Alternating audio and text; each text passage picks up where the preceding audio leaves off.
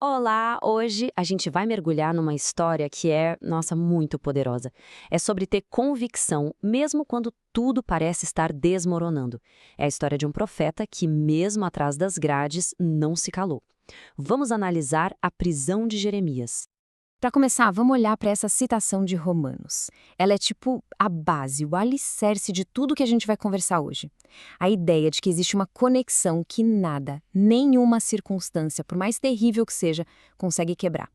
E isso nos leva à pergunta central: o que é preciso para abalar uma convicção de verdade? Pressão? Sofrimento? Medo? A história de Jeremias nos dá uma perspectiva fascinante sobre essa questão. Então, para a gente entender por que ele foi preso, primeiro a gente precisa dar uma olhada no cenário da época. Jerusalém estava vivendo um momento de pura angústia, sabe? Sitiada, em pânico, e bem no meio desse caos, o profeta Jeremias tinha uma mensagem que, olha, ninguém queria ouvir. Agora, o que é super interessante aqui é a dinâmica do conflito. Os babilônios, que estavam cercando a cidade, de repente recuam para lutar contra os egípcios. Para o povo de Judá, isso pareceu uma vitória, um respiro, mas era uma ilusão e uma bem perigosa. E é exatamente aqui que a mensagem de Jeremias vira um problema enorme. Enquanto a cidade toda comemorava, ele chega com esse aviso sombrio e direto. Ia contra tudo que o pessoal queria acreditar. Ele estava falando a verdade, mas era uma verdade que ninguém estava afim de aceitar. Pois é, uma mensagem dessas não ia ficar por isso mesmo, né? Tem consequências. Vamos ver agora como a recusa de Jeremias em suavizar a verdade o transformou de um mensageiro respeitado a um prisioneiro traído.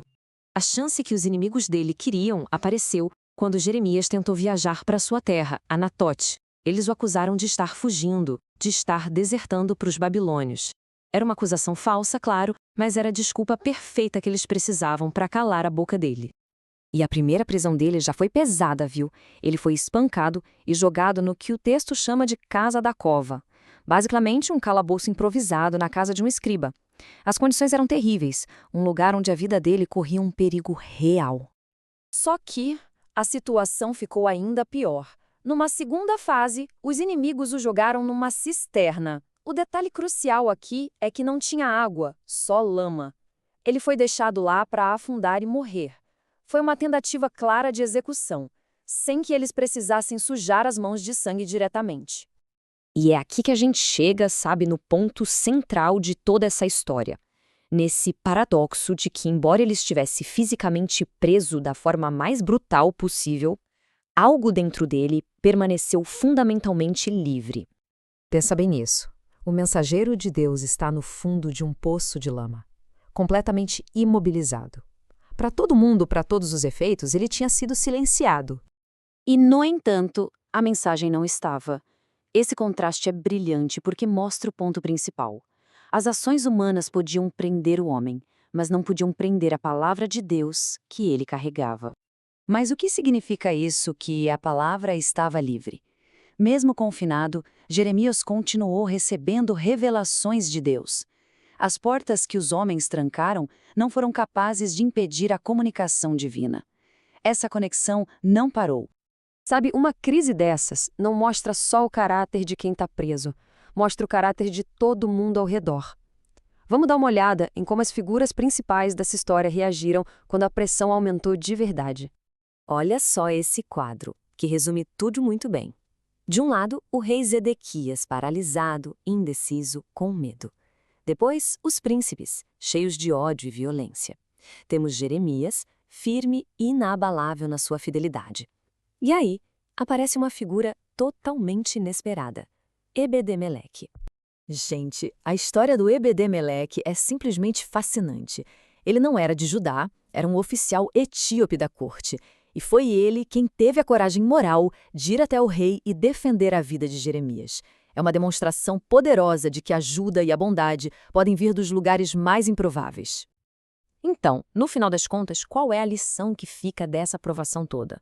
O que a gente pode aprender com a resistência de Jeremias quando ele foi levado ao limite absoluto? A forma como Jeremias reagiu é o que realmente define o seu legado. Mesmo sendo perseguido, ele não amaldiçoou o seu povo, ele chorou por eles. Ele não mudou uma vírgula da sua mensagem para agradar quem o prendia. Ele se manteve fiel, não só a Deus, mas ao seu chamado de proteger as pessoas do engano. E este talvez seja o ponto crucial de toda a história. A fé de Jeremias não o poupou do sofrimento. Muito pelo contrário, a fé dele foi o motivo do sofrimento. A verdadeira fidelidade foi a convicção que o sustentou bem no meio da tempestade. E a gente termina com essa pergunta para reflexão. A história de Jeremias nos mostra uma fonte de força que vai além de correntes e prisões. Ela nos convida a pensar sobre o que está no centro das nossas próprias convicções e o que as mantém firmes, não importa o tamanho da dificuldade.